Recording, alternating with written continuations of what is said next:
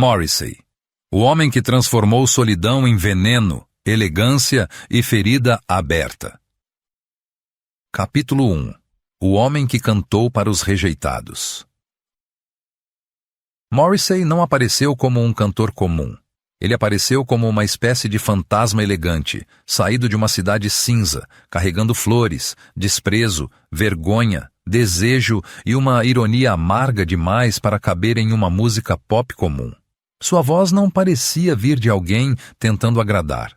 Parecia vir de alguém que já tinha sido recusado pelo mundo e decidiu transformar essa recusa em estilo. A força de Morrissey nasce justamente daí. Ele não cantava como vencedor. Cantava como alguém que conhecia o gosto da exclusão.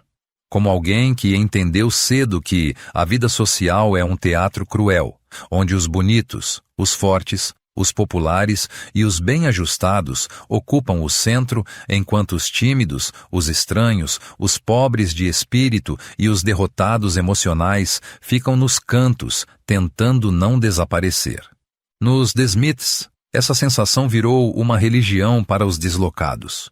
De repente, quem se sentia ridículo, sozinho, invisível ou indesejado, ouvia uma voz que não dizia, "Você vai vencer." Dizia algo muito mais perigoso. Eu sei exatamente como é ser esmagado por dentro e ainda precisar sair de casa parecendo normal. Morrissey não vendia superação. Vendia reconhecimento. Isso é mais forte do que consolo, porque o consolo tenta diminuir a dor. Morrissey fazia o contrário. Ele aumentava a dor até ela virar identidade. Pegava a humilhação, a solidão, o desejo não correspondido, a inadequação, a vergonha do corpo, o fracasso social e colocava tudo em uma vitrine escura. Como se dissesse, olhe bem para isso. Isso também é você. Há algo brutal em um artista que não tenta parecer saudável. Morrissey construiu sua obra em cima de uma ferida exibida com pose. Ele fez da fragilidade uma lâmina. Fez do ressentimento uma flor. Fez da timidez uma acusação contra o mundo. Fez do fracasso amoroso uma forma de teatro, e talvez por isso tenha se tornado tão magnético. Ele não parecia curado.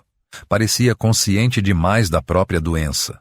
Sua música muitas vezes parece rir, enquanto sangra. Esse é o veneno. Ele coloca uma frase cruel dentro de uma melodia bonita. Coloca vergonha dentro de elegância. Coloca desespero dentro de charme. Coloca uma vontade de desaparecer dentro de uma presença impossível de ignorar. Morrissey entendeu que a tristeza, quando ganha forma, pode se tornar autoridade.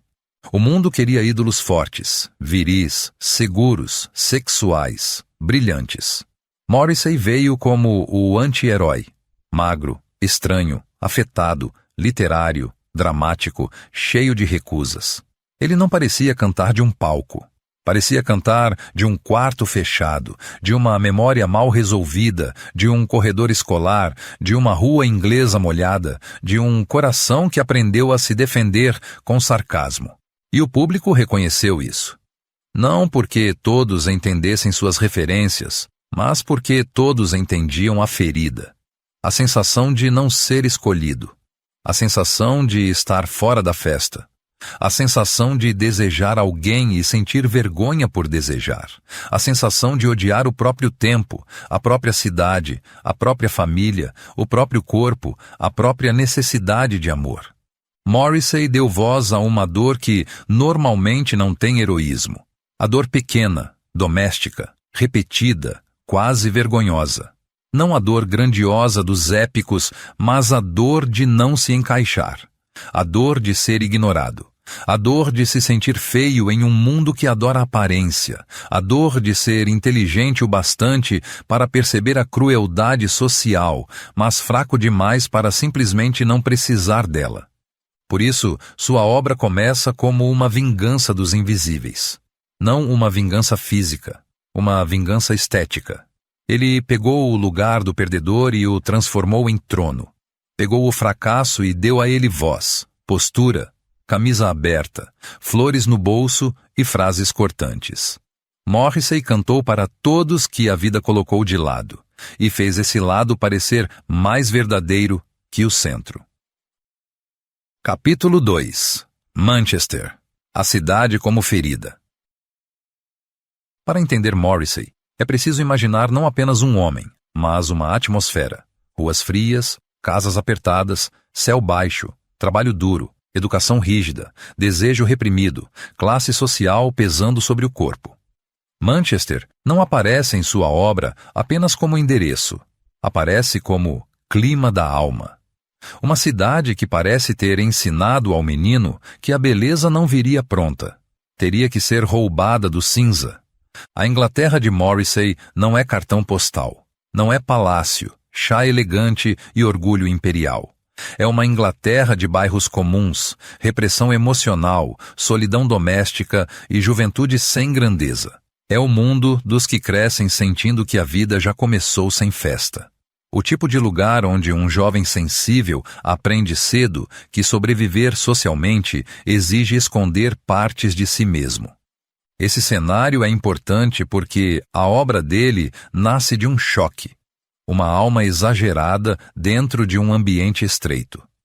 Morrissey parecia grande demais para o tédio ao redor, mas sem força para escapar dele por meios comuns.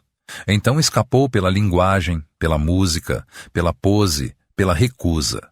Quando o mundo não oferece espaço, alguns se adaptam. Outros criam um personagem. Manchester, nesse sentido, não é só cidade. É prisão. É o lugar onde o desejo bate contra paredes.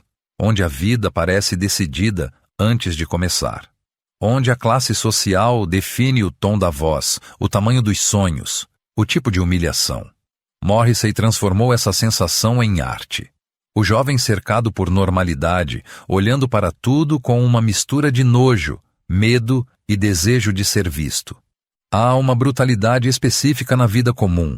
As tragédias pequenas se repetem sem espetáculo. A escola que envergonha, a casa que sufoca, a rua que não oferece futuro, o corpo que não agrada, o amor que não vem, a conversa que não entende você.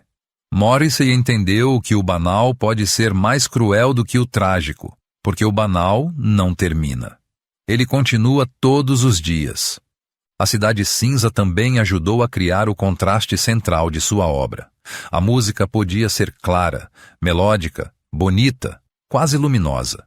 Mas por dentro havia amargura, sarcasmo, desejo frustrado, rejeição, raiva social. Esse contraste é poderoso. Guitarra brilhante sobre alma escura. Beleza musical sobre humilhação emocional. Como se a canção fosse uma flor crescendo em uma rachadura de concreto. Morrissey não queria cantar como quem escapou limpo do lugar de origem. Ele carregou esse lugar consigo. Carregou o peso das ruas, a vergonha social, o humor seco, a sensação de decadência, a crítica à moral pequena e ao cotidiano sufocante. Em sua obra, a geografia vira psicologia. A cidade vira estado mental. E é por isso que tantos se reconhecem nele mesmo sem conhecer Manchester. Porque todo mundo tem uma Manchester íntima. Um lugar interno onde se sentiu pequeno, preso, observado, ridículo, sem saída. Uma cidade emocional onde as janelas são estreitas e o futuro parece uma piada. Morrissey canta desse lugar. Não de cima, de dentro. A obra dele diz que o ambiente cria feridas que depois viram personalidade. O que você chama de gosto talvez seja defesa. O que você chama de postura talvez seja cicatriz. O que você chama de desprezo talvez seja medo antigo, vestido com elegância. Morrissey não parece apenas ter vindo de uma cidade difícil. Parece ter transformado a cidade inteira em expressão facial. Manchester foi a matéria bruta. Morrissey foi o produto ferido dessa matéria. Ele pegou a chuva, a repressão, a classe, a solidão, a vergonha e o tédio, e fez disso um estilo quase aristocrático. Esse é o choque. A lama virou pose. O bairro virou mito. A humilhação virou canção. A cidade que poderia ter esmagado sua sensibilidade acabou fornecendo o ferro com que ele construiu sua própria máscara. Capítulo 3. The Smiths. Beleza tocando em cima da miséria. The Smiths foram uma das combinações mais estranhas e perfeitas da música moderna. De um lado, Johnny Marr criava guitarras claras, vivas, cheias de movimento, quase doces. Do outro, Morrissey colocava por cima uma voz carregada de drama, sarcasmo, desejo frustrado e dor social. O resultado parecia impossível, música bonita para sentimentos feios. Essa foi a grande violência artística dos Smiths. Eles não fizeram tristeza pesada de forma óbvia, não enterraram tudo em sons escuros. Pelo contrário, muitas vezes a música parecia leve, dançante, luminosa, quase elegante.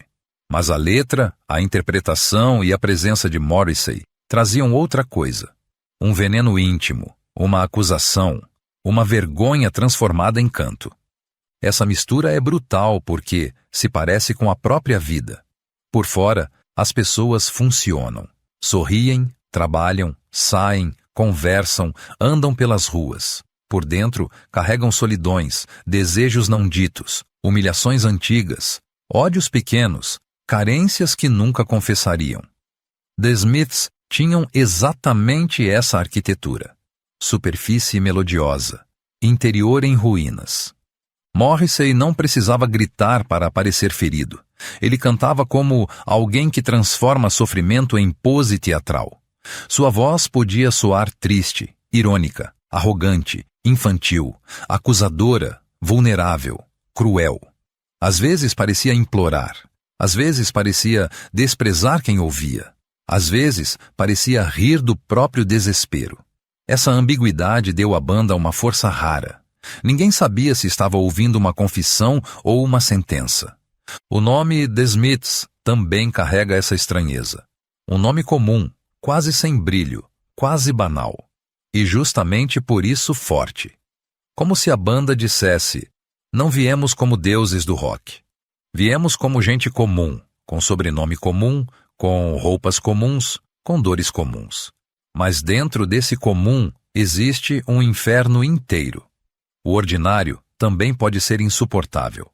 A obra dos Smiths colocou no centro aquilo que muitos artistas tentavam esconder: a falta de pertencimento, a timidez, o desejo envergonhado, o ressentimento dos sensíveis, a solidão dos que leem demais, pensam demais, desejam demais e vivem de menos.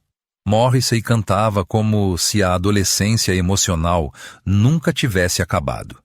E talvez isso seja parte do poder dele. Ele preservou a ferida jovem em estado adulto. Há uma crueldade em envelhecer carregando humilhações antigas. O corpo muda, a vida avança, mas certas rejeições permanecem intactas. Morrissey parecia cantar desse lugar. Não da superação, mas da permanência da ferida.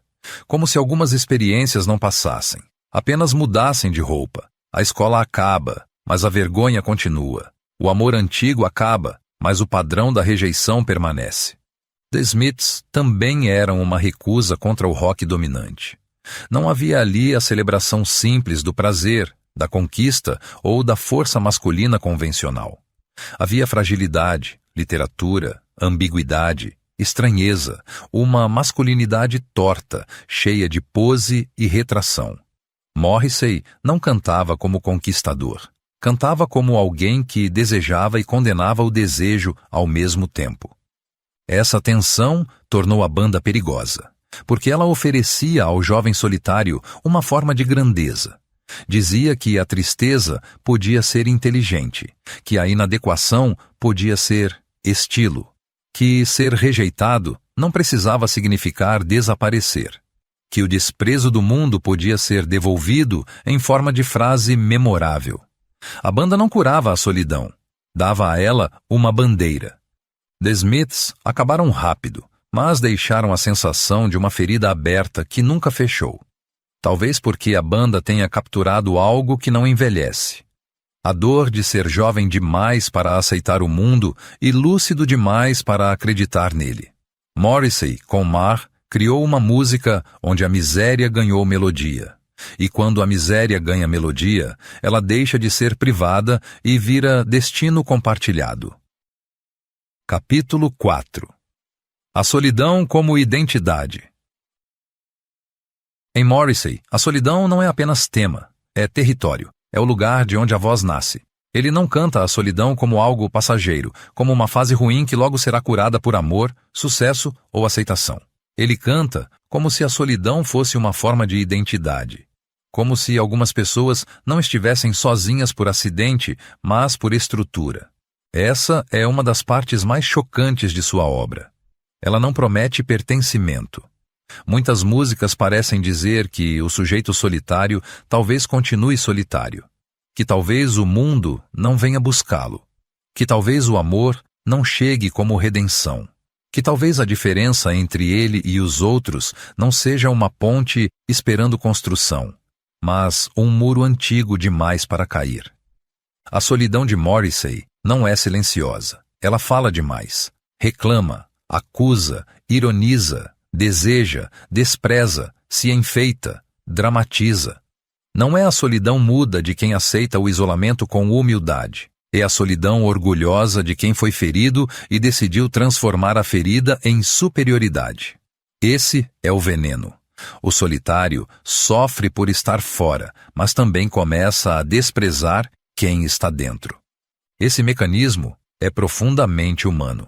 Quando alguém não é escolhido, pode começar a odiar a festa inteira. Quando não é amado, pode chamar o amor de vulgar. Quando não é aceito, pode dizer que nunca quis pertencer.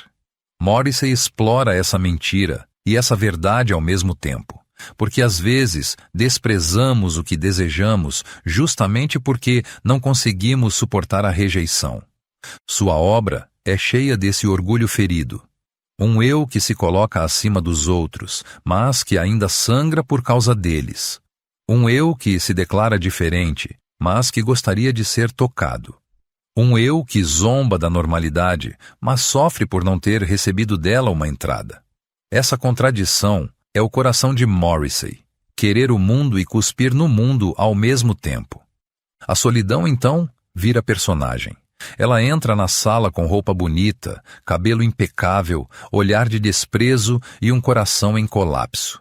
Morrissey entendeu que a dor, quando é teatralizada, se torna suportável por alguns minutos.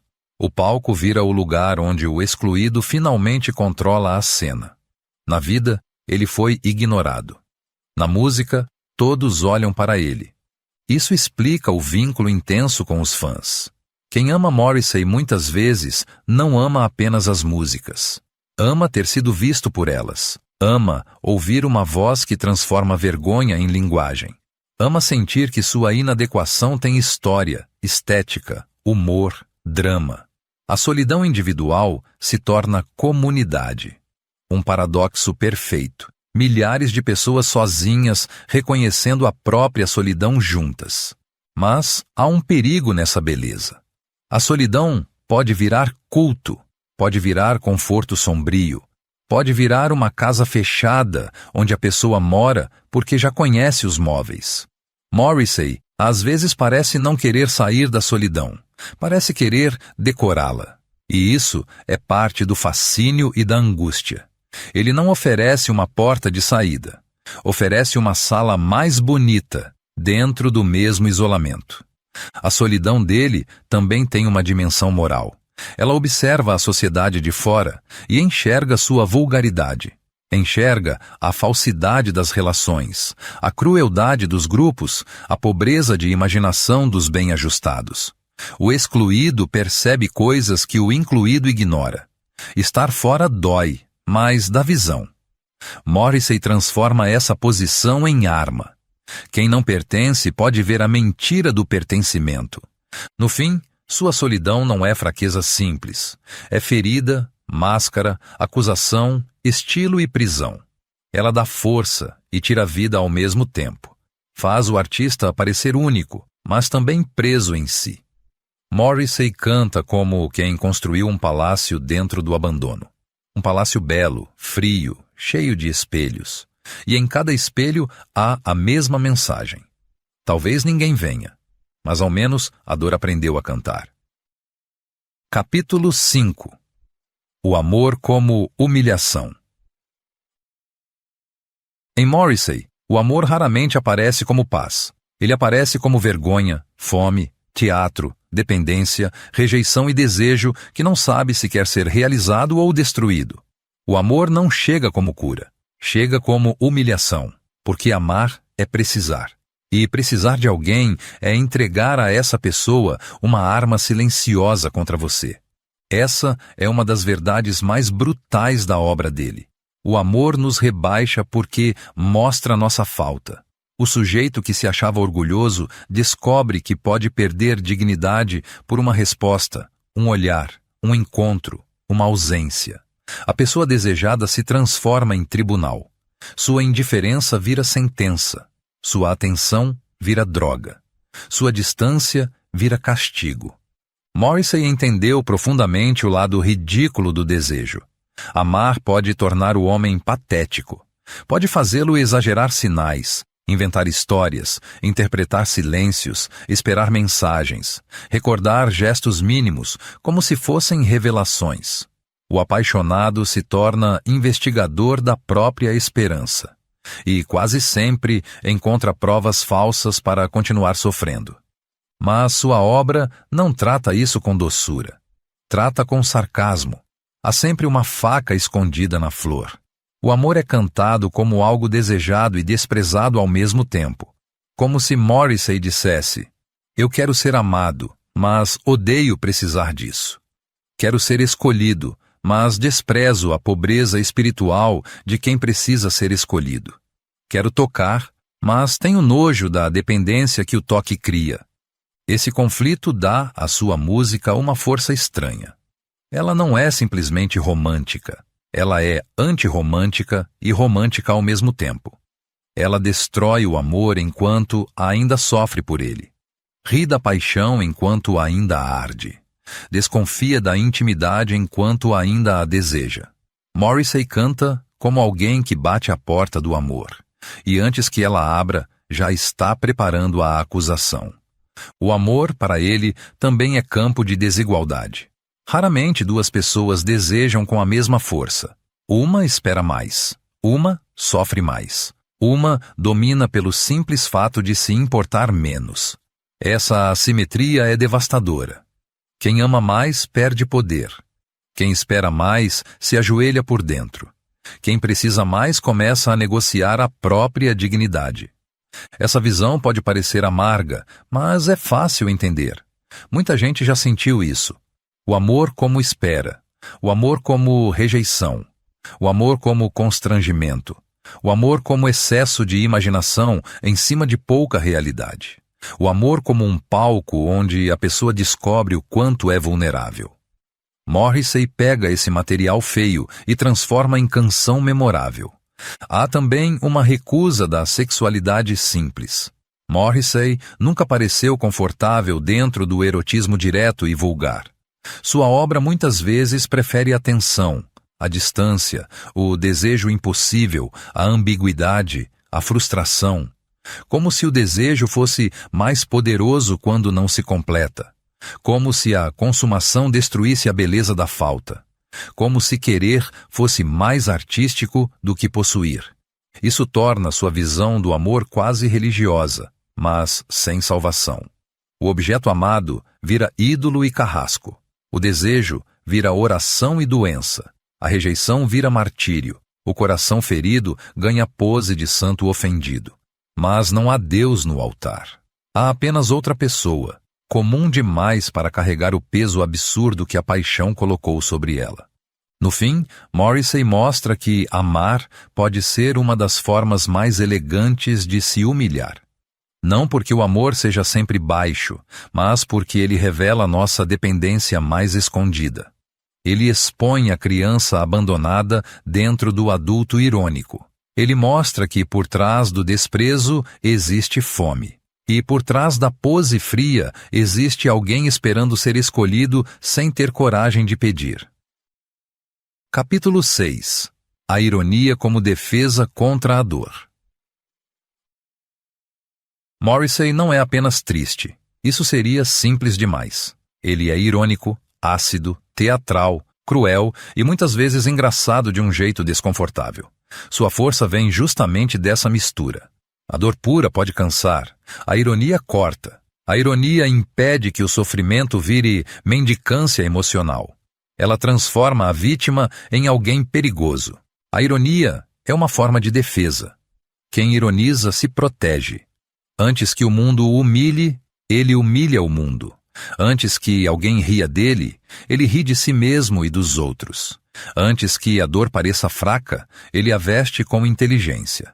Morrissey usa a ironia como quem segura uma navalha fina, não para destruir tudo, mas para manter distância. Esse é um ponto central. A obra dele não pede pena de forma simples. Ela encena a dor e, ao mesmo tempo, zomba dela. Isso cria uma tensão poderosa. Você não sabe se deve rir, sofrer ou se sentir acusado. A frase parece engraçada, mas por baixo existe veneno. O drama parece exagerado, mas por trás dele há uma verdade íntima demais para ser descartada. A ironia também permite que Morrissey diga coisas duras sem parecer um pregador. Ele não fala como professor moral. Fala como alguém que está ferido demais para ser neutro. Seu humor nasce do ressentimento, da observação social, da vaidade ferida, da inteligência defensiva. É um humor de quem ficou de fora tempo suficiente para conhecer os defeitos da festa. Em sua obra, a ironia muitas vezes serve para destruir ilusões comuns. A ilusão de família perfeita, a ilusão de amor puro, a ilusão de juventude feliz, a ilusão de sociedade justa, a ilusão de sucesso como salvação, a ilusão de que os bem-ajustados são realmente saudáveis. Morrissey ri porque sabe que, sem riso, talvez sobrasse apenas amargura crua. Mas a ironia também cobra preço. Quem vive protegido por ela pode ter dificuldade de tocar a vida diretamente. Tudo vira frase, tudo vira pose, tudo vira observação. A dor não é simplesmente sentida, é transformada em comentário. Isso protege, mas afasta. A pessoa irônica pode se tornar prisioneira da própria inteligência defensiva. Morrissey parece entender esse perigo e mesmo assim se entregar a ele, porque a ironia é sua armadura mais bonita. Sem ela, a obra poderia se tornar apenas lamento. Com ela, vira ataque. O solitário deixa de parecer apenas abandonado e passa a parecer juiz do mundo. A vítima ganha superioridade estética. O ferido se torna perigoso porque sabe falar. Essa ironia ajuda a explicar por que suas músicas continuam vivas. Elas não são apenas tristes, são afiadas. A tristeza envelhece mal quando é sentimental demais. Mas a tristeza com inteligência permanece. A dor com humor ácido parece mais adulta, mais cruel, mais próxima da vida real. Porque a vida raramente é só triste. Ela é triste e ridícula ao mesmo tempo. Há algo profundamente inglês nesse humor seco, nessa recusa de confessar dor sem torcer a boca, nesse modo de transformar sofrimento em frase elegante e venenosa. Mas também há algo universal. Todos conhecem a vontade de responder ao sofrimento com desprezo. Todos conhecem a necessidade de parecer superior àquilo que nos fere. Todos conhecem a mentira orgulhosa de dizer "não me importo" enquanto sangra por dentro. No fim, a ironia de Morrissey é uma máscara que revela. Ela esconde a vulnerabilidade, mas também a torna visível de outro modo. É como se ele dissesse: "Não vou chorar diante de vocês. Vou transformar o choro em uma frase tão cortante que vocês sentirão vergonha por terem me ferido."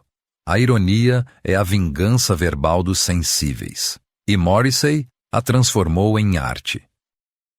Capítulo 7. o corpo, a vergonha e o desejo de desaparecer. A obra de Morrissey carrega uma relação difícil com o corpo. Não apenas o corpo físico, mas o corpo como lugar de exposição. Ter um corpo é ser visto, julgado, desejado ou rejeitado. É carregar uma aparência que o mundo interpreta antes de ouvir sua alma. Para alguém sensível demais, isso pode ser uma forma de violência diária. O corpo nos denuncia. Mostra nossa idade, nosso cansaço, nossa insegurança, nossa fome de aprovação. Não importa o quanto pensamos, lemos ou sentimos, antes de tudo, aparecemos. E aparecer é perigoso. Morrissey parece cantar muitas vezes desse desconforto. A consciência de estar preso a uma imagem que nunca expressa completamente o que se passa por dentro. A vergonha é um dos grandes subterrâneos de sua obra. Vergonha de desejar. Vergonha de não ser desejado. Vergonha de não ser forte. Vergonha de ser diferente. Vergonha de precisar de amor. Vergonha de estar vivo em um mundo onde todos parecem saber como agir melhor que você. A vergonha é uma prisão sem grades visíveis. Ela deixa a pessoa em pé, mas curvada por dentro. Morrissey transforma essa vergonha em presença. Isso é estranho e poderoso. Em vez de desaparecer, ele aparece mais. Em vez de esconder a inadequação, ele a transforma em estética. O cabelo, a postura, a camisa, as flores, os gestos, a voz. Tudo parece dizer que o estranho também pode ocupar o palco. Não como os outros ocupam, mas de modo ainda mais incômodo. Há uma teatralidade corporal nele. Um jeito de cantar e se mover que não busca naturalidade. Parece construção. Parece máscara. Parece ritual. E isso faz sentido. Quem não se sente natural no mundo, muitas vezes precisa inventar uma forma de existir. A pose, nesse caso, não é falsidade simples. É sobrevivência. É arquitetura contra a vergonha. O desejo de desaparecer e o desejo de ser visto caminham juntos em Morrissey. Essa é a contradição brutal. O ferido quer se esconder, mas também quer que alguém finalmente entenda sua ferida. Quer sumir do julgamento, mas quer ser reconhecido em sua diferença. Quer escapar da exposição, mas sobe ao palco. Essa tensão cria uma presença magnética. Ele parece fugir enquanto chama todos a olhar. O corpo também entra na obra como limite. A mente pode sonhar com pureza, distância, elegância, recusa. Mas o corpo deseja, envelhece, sente fome, sente solidão, pede toque, sofre rejeição. Há algo quase humilhante nisso. Morrissey parece fascinado e incomodado por essa condição. Sermos criaturas que desejam beleza e profundidade, mas dependem de carne, aparência e aceitação. A música dele muitas vezes transforma o corpo em símbolo social. Quem é desejado tem poder. Quem não é desejado aprende o gosto da inferioridade. Quem se sente feio ou inadequado começa a construir defesas. O mundo diz que a aparência não importa, mas trata as pessoas como se importasse o tempo todo. Morrissey não compra a mentira educada. Ele sabe que o corpo decide muitas crueldades antes da conversa começar. Isso torna sua obra brutalmente próxima dos adolescentes, dos tímidos, dos rejeitados, dos estranhos e dos adultos que nunca superaram a ferida de terem sido vistos de forma errada. Porque a vergonha do corpo não desaparece facilmente. Ela envelhece junto, pode mudar de forma, mas continua ali, escondida em fotografias evitadas, espelhos rápidos, roupas escolhidas para defesa, silêncios diante do desejo. No fim, Morrissey canta o corpo como problema. Não como celebração simples. O corpo quer ser amado, mas teme ser julgado. Quer tocar, mas teme a rejeição. Quer aparecer, mas teme o riso. Quer desaparecer, mas não suporta ser invisível. Essa guerra entre exposição e fuga é uma das grandes forças de sua obra. Ele fez do desconforto de existir em um corpo uma ópera íntima de vergonha, orgulho e desejo. Capítulo 8. A juventude ferida que nunca vai embora. Morrissey parece ter entendido uma coisa amarga. A juventude não passa completamente. Ela fica presa em certos lugares da memória. O corpo envelhece, a voz muda, a vida avança, mas algumas humilhações continuam jovens. Algumas rejeições permanecem com a mesma idade. Algumas vergonhas nunca amadurecem. Elas continuam dentro de nós, sentadas no mesmo canto, usando a mesma roupa. Esse é um dos motivos pelos quais sua obra atravessa gerações. Ele canta a juventude não como festa, mas como ferida. A escola, o quarto, a rua, o desejo, o medo de ser ridículo, a sensação de que todos receberam um manual da vida menos você. Essas experiências parecem pequenas vistas de fora, mas podem moldar uma pessoa por décadas. A juventude é brutal porque tudo parece definitivo. Uma rejeição amorosa parece sentença eterna. Uma humilhação pública parece morte social. Uma solidão de sábado à noite parece prova de fracasso existencial. Morrissey capta essa desproporção. Ele entende que o jovem sofre de forma exagerada porque ainda não aprendeu a diminuir a dor. E talvez essa intensidade seja justamente sua verdade. Mas o mais angustiante é quando essa juventude ferida continua dentro do adulto. A pessoa cresce, trabalha, conquista algo, envelhece, mas ainda responde ao mundo como aquele jovem rejeitado. Ainda espera ser escolhido, ainda teme ser ridículo, ainda se defende com sarcasmo, ainda sente que a felicidade pertence aos outros. Morrissey fez carreira cantando esse adulto assombrado pelo adolescente que foi. Sua obra parece dizer que o passado não passa, ele apenas aprende a se esconder. A escola vira memória, mas a vergonha vira padrão. O primeiro amor acaba, mas a expectativa de rejeição permanece. O bairro fica para trás, mas a sensação de inferioridade viaja junto. O jovem Morrissey nunca morre dentro do Morrissey adulto. Ele apenas ganha mais vocabulário. Essa permanência da juventude ferida explica o tom dramático de muitas canções. Para quem olha de fora, pode parecer exagero, mas para quem sente de dentro, é exatidão. Uma dor antiga, quando não é resolvida, continua falando em volume alto. Morrissey não tenta reduzir esse volume. Ele aumenta, transforma em música e obriga os outros a escutar.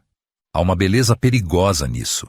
A obra dele conserva a intensidade do jovem excluído, mas com a inteligência verbal do adulto. É uma mistura poderosa, imaturidade emocional tratada com sofisticação artística. A dor não amadurece totalmente, mas ganha forma. A ferida não fecha, mas aprende a se apresentar. O ressentimento não desaparece, mas vira estética. Isso também pode ser prisão. Quem transforma a ferida em identidade corre o risco de nunca deixá-la morrer. O público ama o artista justamente por aquilo que o machuca. O cantor é recompensado por permanecer no lugar da dor. A cada show, a cada canção, a cada mito, a juventude ferida é ressuscitada. O que salva artisticamente pode condenar emocionalmente. Morrissey, então, vira símbolo de uma adolescência que se recusa a ser enterrada. Não a adolescência alegre, mas a adolescência humilhada, literária, romântica, amarga, sexualmente confusa, socialmente deslocada. Ele dá a essa adolescência uma voz adulta sem arrancar dela sua febre. Por isso tantos o ouvem como se estivessem abrindo uma gaveta proibida da própria memória. No fim, sua obra mostra que envelhecer não significa superar. Muitas pessoas apenas colocam responsabilidades em cima de feridas antigas. Pagam contas com o coração ainda preso em cenas de vergonha. Criam famílias, carreiras e rotinas, mas continuam sendo observadas por aquele jovem interior que pergunta: por que ninguém me escolheu? Morrissey canta exatamente dessa pergunta. E talvez por isso, sua música continue doendo. Capítulo 9. A Inglaterra como decadência e teatro. Morrissey canta uma Inglaterra que parece sempre em decadência. Não apenas política ou econômica, mas moral, emocional, estética.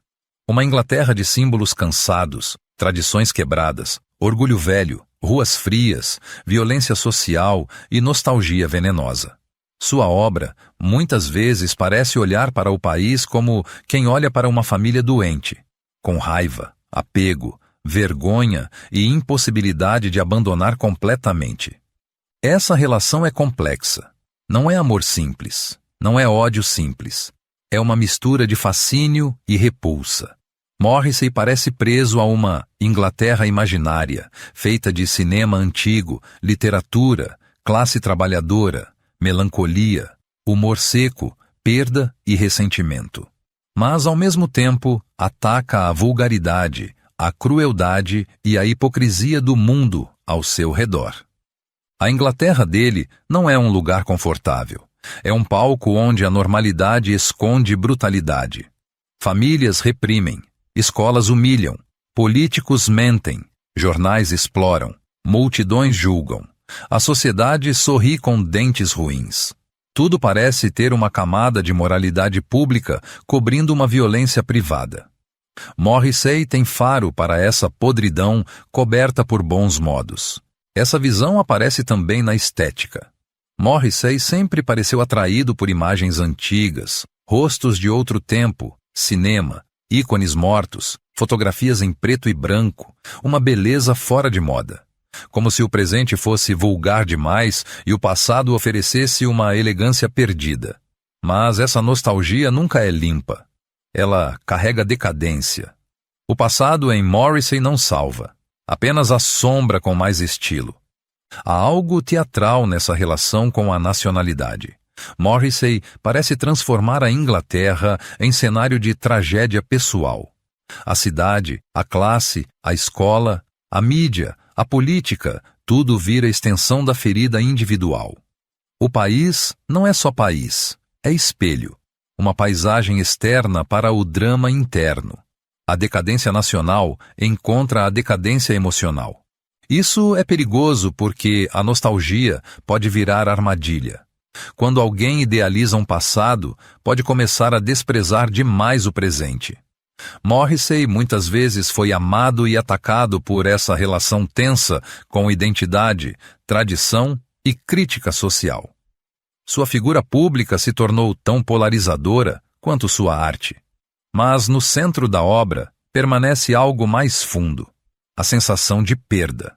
A perda é a grande palavra, perda de inocência. Perda de beleza, perda de pertencimento, perda de uma Inglaterra talvez nunca existente como ele imagina, perda da juventude, perda do amor, perda da dignidade comum. Morrissey canta como alguém que vive no depois. Depois da festa, depois da esperança, depois da pureza, depois da promessa.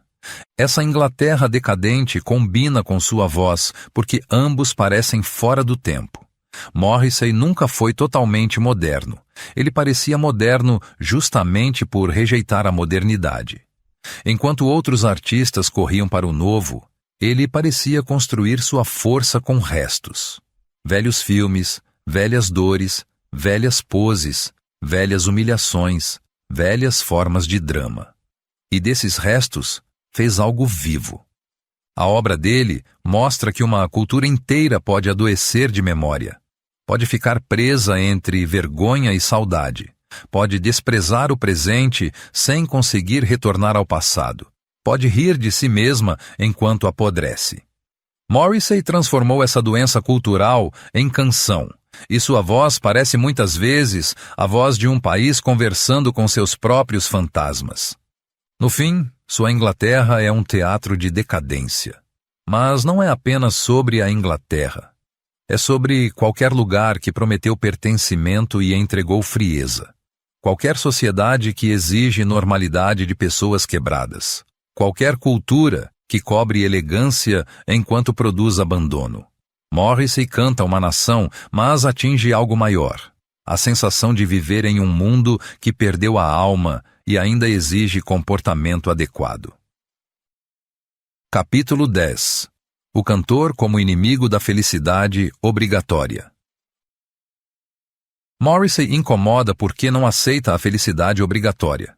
Ele não entra no pacto social que exige sorriso, gratidão, otimismo e adaptação. Sua obra parece uma recusa permanente. Recusa da alegria falsa, da normalidade satisfeita, do amor domesticado, do sucesso como prova de valor. Ele não canta para levantar o ânimo, canta para arrancar a maquiagem. Esse é o ponto que torna sua arte brutal. Em vez de dizer ao ouvinte, vai ficar tudo bem, ele parece dizer, talvez não fique, e você já sabe disso. Em vez de empurrar esperança barata, ele transforma desencanto em beleza. Isso não é pouco. Em um mundo cheio de frases prontas, alguém que diz a dor sem perfume se torna perigoso. A felicidade obrigatória é uma forma de violência. Ela humilha quem sofre, porque faz a pessoa acreditar que sua dor é falha pessoal. Se todos devem estar bem, quem não está, vira defeituoso. Morrissey destrói essa lógica. Ele coloca o mal-estar no centro. Faz a tristeza falar alto, dá forma ao desconforto. Ele não pede desculpas por não participar da festa. Sua obra diz que há dignidade em não fingir, dignidade em admitir a solidão, dignidade em reconhecer a inveja, o desejo, a vergonha, o ressentimento, a inadequação. Não porque esses sentimentos sejam nobres por si mesmos, mas porque são reais. A mentira otimista pode ser mais feia do que a confissão amarga. Morrissey prefere a feiura verdadeira à beleza falsa. Isso explica por que ele pode ser tão amado e tão irritante ao mesmo tempo. Quem precisa de conforto pode achá-lo pesado. Quem precisa de lucidez pode achá-lo necessário. Morrissey não é um artista neutro. Ele divide. Sua voz tem o poder de acolher os feridos e irritar os satisfeitos. Talvez porque os satisfeitos não gostem de ser lembrados de que sua alegria também pode ser frágil. O personagem Morrissey também faz parte da obra. A pose, as opiniões, as contradições, o orgulho, o humor, o drama, a sensação de estar sempre em guerra com alguma coisa. Separar totalmente o homem da obra é difícil, talvez impossível, mas a obra permanece maior porque toca algo que vai além da biografia, o direito sombrio de não se encaixar. Morrissey não oferece cura, oferece espelho, e espelho não consola. Espelho mostra. Mostra a solidão escondida debaixo da rotina. Mostra o amor como humilhação. Mostra a juventude como ferida que envelheceu mal. Mostra a sociedade como teatro cruel. Mostra a ironia como defesa. Mostra que o rejeitado também pode ter linguagem, beleza e poder. Talvez sua grandeza esteja em ter transformado emoções consideradas fracas em monumento. Sentir-se só, feio, indesejado, deslocado, rancoroso, sensível demais, tudo isso em sua obra deixa de ser lixo emocional e vira matéria artística. Morrissey pega aquilo que o mundo manda esconder e coloca no centro do palco com luz branca em cima. Mas essa grandeza é angustiante porque não fecha a ferida. A obra não termina em reconciliação. Não há grande abraço final. Não há cura completa. Há música, ironia, beleza, pose, melodia e memória. Há o alívio de ser compreendido, mas não necessariamente salvo. E talvez essa seja sua honestidade mais dura.